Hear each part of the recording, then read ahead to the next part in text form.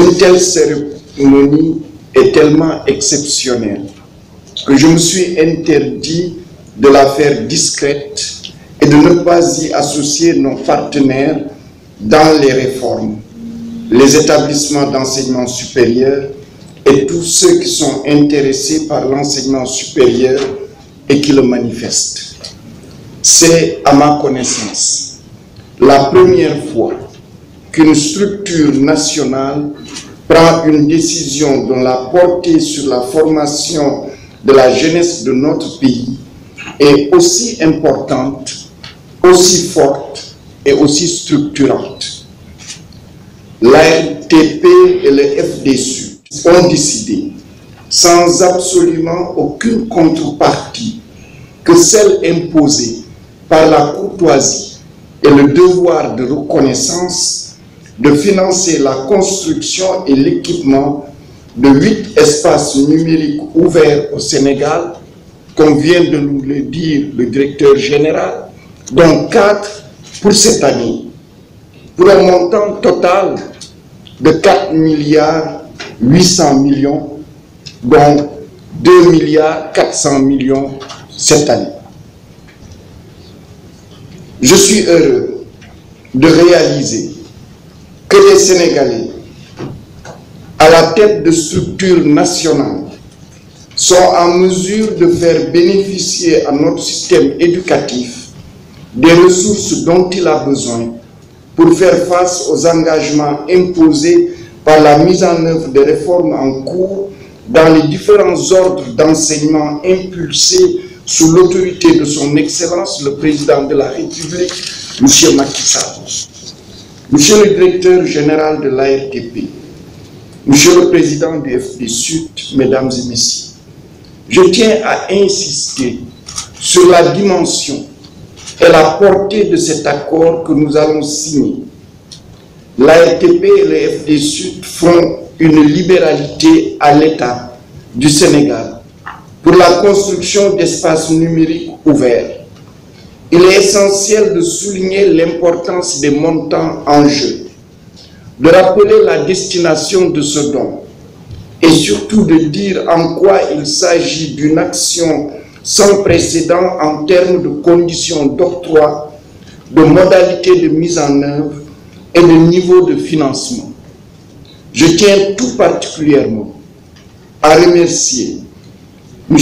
Abdou Karim Sall, directeur général de l'ARTP et administrateur du comité de direction du FDSUD, le président du FDSUD et les membres du comité de direction du FDSUD pour ce soutien qui est aussi politique pour les activités déroulées dans le cadre des décisions présidentielles sur l'enseignement supérieur.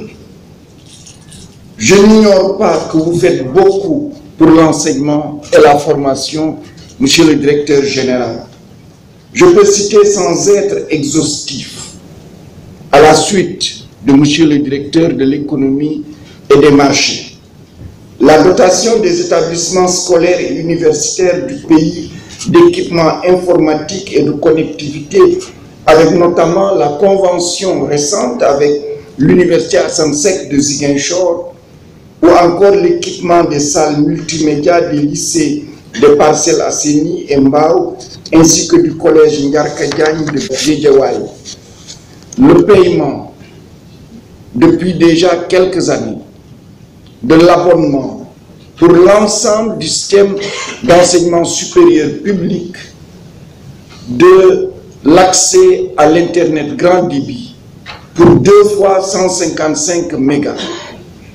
Ce qui fait du Sénégal le pays dont les universités ont la plus large bande en Afrique au sud du Sahara, hors Afrique du Sud.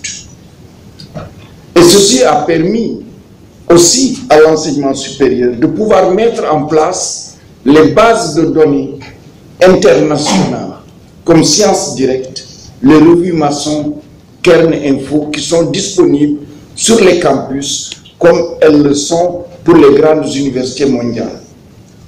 Monsieur le directeur général, Monsieur le président du FDSUD, Mesdames et Messieurs, Vous avez fait bien jusqu'à présent. Vous faites encore bien. Mais vous venez de faire fort. Encore merci pour le Sénégal. Merci pour l'université virtuelle du Sénégal. En réalité, cette université est, sinon la réforme phare, au moins l'une des 2 ou 3 réformes phares de la grande réforme de l'enseignement supérieur initiée par le président Macky Sall. C'est la première fois en Afrique qu'un pays prend la décision forte et réfléchie de mettre en place une université numérique accompagnée d'espaces numériques ouverts. Il faut retenir que le concept ENO est un concept créé par le Sénégal. Aujourd'hui, beaucoup de pays, à la suite, sont en train maintenant de créer des ENO. Mais c'est le Sénégal, ça nous appartient. La vidéo que nous venons de voir montre combien le projet est porté au niveau le plus élevé par son Excellence le Président de la République, M. Macky Sall, qui a bien compris le sens de tous ces enjeux. Il fallait apporter une solution à la question de l'accès aux formations du supérieur en articulant la formation avec les pédagogies autour du numérique. L'UVS n'est pas une université entièrement numérique. En réalité, il s'agit d'un modèle pédagogique qui, tirant profit des avancées technologiques autour des TIC, touche les différentes communautés d'apprenants qui trouvent dans les ENO les espaces de socialisation et de transmission des savoirs. Pas seulement les mathématiques, la physique, la philosophie, le droit, etc. Il s'agit aussi des autres savoirs, ce qu'on acquiert dans le cadre du système éducatif institutionnel au sein des entreprises, les DARA, le secteur informel, etc. L'espace numérique ouvert est un établissement d'enseignement supérieur et de formation représentant l'UVS dans la collectivité territoriale constituée par le département et chargé de la mise en œuvre de la politique de formation et d'éducation des communautés élaborées à partir de décisions présidentielles sur l'enseignement supérieur. L'ENO a pour mission de développer les programmes et projets d'enseignement et de formation mis en œuvre dans le cadre de l'offre de formation de l'UVS, de développer le service à la communauté, de soutenir la mise en place d'une activité de télémédecine performante et d'apporter son expertise au développement d'activités professionnelles en rapport avec les domaines de compétences des personnels. Il exerce sa mission en coopération avec les collectivités territoriales, les établissements d'enseignement, les associations professionnelles, les groupements et les personnes physiques ou morales ayant des compétences dans la gestion et le management des activités en rapport avec les missions de l'ENO. Il accueille des étudiantes et des étudiants et autres apprenants auxquels il dispense des enseignements adaptés aux besoins de l'environnement économique, scientifique, culturel, social, national et international. Enfin, l'ENO participe à la promotion des valeurs culturelles sénégalaises et africaines par le soutien à la conservation des créations artistiques et littéraires coutumières. L'ENO est au service de la communauté, fait corps avec les communautés. Nous avons 16 ENO en construction sur l'ensemble du territoire national. À Dakar, ici, 3 sont en construction. Dakar, Mermoz, Pikine et Guédiawaye. À terme, c'est tout un réseau de 50 ENO qui sera réalisé sur l'ensemble du territoire national. Je dis même, je m'aventure, mais étant à côté du directeur général qui est un amoureux de la poésie, je peux me le permettre en disant que l'ENO, c'est sans doute l'une des signatures du président Macky Sall. Certains seront réceptionnés et opérationnels à la rentrée prochaine.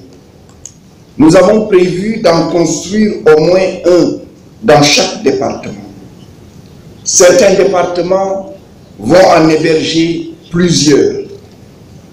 Aucun département du Sénégal ne sera oublié. La politique de maillage du territoire national permettra un meilleur accès à la formation et rapprochera l'université des populations. Elle fera de l'université l'affaire de la société en ouvrant ses portes à toutes les populations pour des prestations que l'université n'avait pas coutume à leur offrir. Monsieur le directeur général, Monsieur le Président, Mesdames, Mesdemoiselles, Messieurs, il nous faut prendre conscience que la promotion de l'éducation et de la formation est devenue, plus que dans le passé, une absolue nécessité. Je ne vois pas un autre moyen de rattraper notre retard par rapport aux autres pays et continents. Il s'agit aussi d'une question de survie pour nos sociétés, sujettes à des manques que la croissance ne peut combler. Il s'agit enfin d'un devoir de mettre les jeunes en situation de faire face aux effets pervers de la mondialisation et des secousses qu'elle génère dans les sociétés africaines. Maîtriser les savoirs ou périr. Tels semblent être les termes de l'alternative que nous propose l'environnement international. Beaucoup de choses ont été faites et en même temps. Et cela coûte cher, très cher sur une longue période. D'importants moyens financiers sont consacrés à l'éducation, l'enseignement et la formation. Ils sont importants par rapport à la richesse du Sénégal, importants par rapport aux autres demandes sociales pressantes et non satisfaites, importantes par rapport à toute la détresse de couches vulnérables de la population qui auraient bien aimé une plus grande sollicitude. Important, oui, mais insuffisant et insoutenable sur la durée. C'est sous cet angle qu'il faut analyser cette décision que vous avez prise et éclairer cette convention. Merci encore, Monsieur le Directeur Général. Merci, Monsieur le Président du FDSUD et les membres du comité de direction. Merci pour tout. Et merci pour votre aimable attention. Merci pour les communautés d'enseignants et d'apprenants de l'UVS. Et en partenariat et en solidarité, nous vous souhaitons une belle journée. Cette journée internationale des télécommunications, dont le thème renvoie à une décision importante prise tout récemment par le président Macky Sall, qui est de doter le Sénégal d'un supercalculateur. Merci encore. Merci.